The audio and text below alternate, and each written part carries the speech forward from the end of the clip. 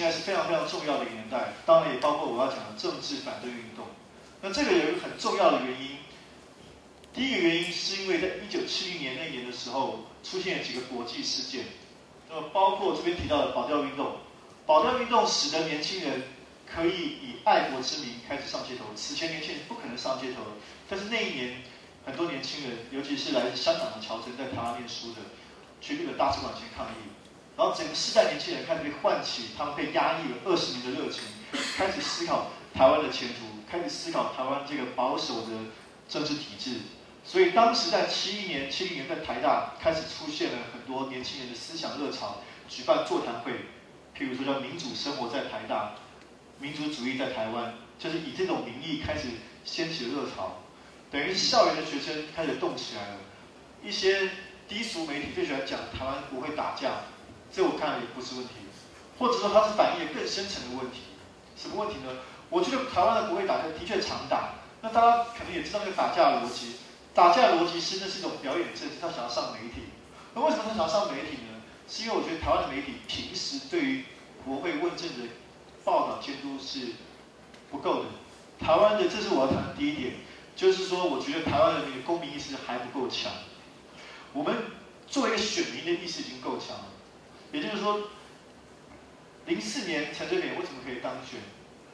连任，是因为很多台湾人可能觉得，好不容易反对党当选，我们再给他一个机会，所以他险胜。08年陈水扁做这么烂，很清楚嘛，贪腐你所以下台。所以我觉得这个台湾人的集体的理性是存在的，你的 long term 是存在的，但是很多时候我们对于政策的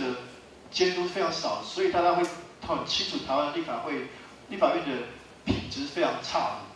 我们的 NGO 是非常辛苦的，尤其是那种政策倡议型的 NGO 非常辛苦，因为大家不太愿意捐钱给这些，好像觉得政策监督跟我没什么关系，更多人是捐钱给慈善团体或宗教团体。我们说这种 policy advocacy 的这种倡议型的 NGO 其实很难，真的非常辛苦，所以很多 NGO 是跟政府拿钱的，变得非常吊诡，跟政府一些申请 research project 来养自己。那我觉得这个是一个蛮大的问题，就是说，像我记得在美国的经验，我觉得很棒。比如美国那个基本上有个电台叫 C-SPAN 电视台，就是每天转国会各种的听证会，各种的国会的讨论。那台湾基本上没有，所以我们不知道国会议员干嘛，所以国会议员只能用最夸张的方式来表现。镜头出现了就会打一架。那我觉得，所以我说打架其实是一个 appearance， 是一个表象而已。重要是那个，其实真的是大家对公共政策的监督不够。那这个涉及到第二点，就是台湾的媒体贫乏。这个其实非常可悲的，就是台湾的公共领域，用我自己的说法，台湾公共领域还没有成熟就已经衰微了。也就是说，在90年之前，当然我们没有公共领域非常非常衰微了，因为政治的限制。然后解严了，民主化了，应该可以慢慢形成一个比较丰富的公共领域。而确实，在我自己年轻的时候，大学的时候，那时候记得非常清楚，就是说百花争鸣，有非常多的思想性的杂志出现，然后呢，报纸里面有比较深度的评论。但是很快的，这个因为90年代也是一个商业化时代、全球化时代，这跟全世界都一样。很快的消费主义时代，像我刚刚提到，台湾从93年开始私有化、民营化。一个就是所谓的新自由主义时代很快来临，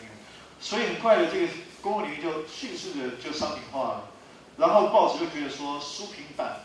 传统的 book review section 不赚钱，所以慢慢书评很快的90年代末就消失了，然后呢，原来的一些思想性杂志也很快就消失了。OK， 最讽刺的时候，譬如说在我念大学的时候，上礼拜台湾的作家杨照有来吉隆坡嘛。那么我大学的时候看他，他比我大10岁，看他刚出道那个时候，他写书，他写文化评论。那个时代呢，90年代台湾新出现一个文类，一种 category 叫文化评论，之前也没有这个文类，那个时候新出现，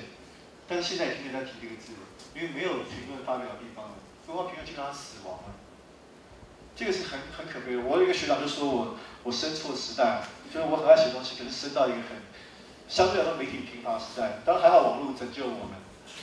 但这另外一件事，就传统媒体基本上不提供你深思熟虑。那这个大家很清楚，现在台湾的媒体，我说它有3化，那八卦化、琐碎化跟党派化。党派化很清楚 ，partisan 就是尤其是报纸深绿跟深蓝。那八卦化、琐碎化这个也我想不用多做解释了。任何人去看台湾的电视都会想哭，实在烂到一个不可思议的地步。那这些抗争呢，又有2个新的现象，3个新的现象，这是我这边提。第一个，年轻人站出来了，就新的年轻人开始出现。就台湾的学生运动，是在80年代跟社运风潮一样，到90年代初，我们这一代还有，那几乎最后一代。后面不是说没有，其实一直都有，只是相对来说那个社会风潮是比较微弱的。但是08年之后，或者从08年之前吧，就有一些学生，包括当时保卫台湾热线疗养院等等，开始有一波一波的组织。然后08年之后更为明显。那我觉得这个明显呢，跟第2个原因有关系，就是网络。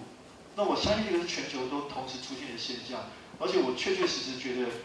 这个是真实的，因为其实也有很多辩论说网络到底是真是假，它所扮演的作用。从伊朗到阿伯之声，很多人辩论到底所谓的脸书革命、Twitter Revolution 是不是真的？那我自己觉得，我相信包括在新加坡、马来西亚都一样，就是的确提供了很多的新的功能。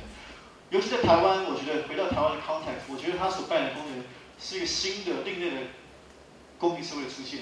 或者公共领域的出现。也就是我刚才说那个公共领域的死亡，在脸书、在 Facebook 上有一个新的可能性。更具体的都有几个，就是第一个，它提供了另类的 information。我相信这个在各位在这个地方也是一样。当主流媒体过去不报道社会运动的时候，当以前一个在苗栗一个乡下，这个苗栗拆迁农家的报道一定是很小的。可是呢，透过少数的年轻人、公民记者的报道，迅速在网络上蔓延起来，所以这个另一种讯息就出现。所以变成第2个就是说，在很多的公共讨论开始出现了。就过去在媒体上不被允许的这种被严肃事务讨论，在新的网络时代开始出现了，所以这个迅速影响了年轻人的风潮。那这个第3个新的现象跟这个相关的就是，这个是全新现象，大家可能也注意到，就是所谓的知名人士开始出现，电影导演、作家、歌手开始出现在公共议题，这个在5年前是绝对不可能的事情。我刚刚说我自己一直在做这个组织工作，以前在08年的时候，我们想要组织一些音乐人参与一个人权行动，我们永远找到的只能是一些所谓的小独立歌手，你不可能找到这种太知名、有大众知名度的，因为台湾的演艺界是非常非常保守的，这就牵涉到我刚刚说的公民社会的问题。今天在美国很清楚，从 YouTube 的 Lady Gaga， 你谈 human rights， 没人觉得敏感。那台湾呢，很奇怪，我们在08年的时候谈人权，跟一些人说，没有这个词好敏感，虽然我们已经民主化这么多年了，还是觉得这些东西并没有在这个社会生根，并没有在这个社会生根，大家觉得尽量不要去碰政治，所以你叫这些艺人去反对吸毒、反对抽烟没问题，但你要关心环保或者反核，就太敏感。OK， 可是这几年就是气氛改变了，我想是因为前面的原因，也就是说因为 Facebook 造成在年轻里面气氛先改变，所以这些艺人开始看到这个事情，他也开始觉得这个事情大概是一个好事情，然后所以他们出来表态。他们的表态又影响了更多的人出来。那这个最近我又做了一些访谈，台湾年轻人，包括这次红中秋事件，他们说确实有一个新的气氛，就是年轻人觉得参加这些社会运动很酷。其实台湾也有人批评这个原因。今年的反核大游行我提到了，今年反核大游行是史上最高的台北是12万人，全台才20万人，而且一样是没有政党动员的，在以前几乎都是民进党动员反核大游行，所以今年很特别。那很多人表态，蔡康永、小 S 都表态，林志玲。那所以很多人就在批评说，是不是年轻人因为这个风潮？我觉得是，可是我不会站在批评的态度。我觉得因为掌握资源的霸权太强了，所以我觉得当反向变成一个风潮的时候，在这个条件下，并不是一个不好的事情。其实民主是什么呢？民主作为今天的题目，finish project， 民主就是我不可能期待民主到来一切事情美好。我一直认为民主是一个 never ending process， 它是一个没有结束的，它其实开放了一个可能性，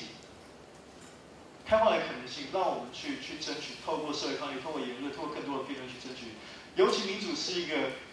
应该是公民在每天日常生活中都去实践的一种生活方式，一种政治。所以今天很清楚，今天这个政治家这个政府傲慢，所以我们就站上街头就去争取。那我觉得这个是民主政治更好的，而不是说马政府5年我们对民主失望。我想不是，而是公民愿意去更多的参与，更积极的关注这个体制问题，这个才是比较重要的。那先跟大家分享这边，谢谢。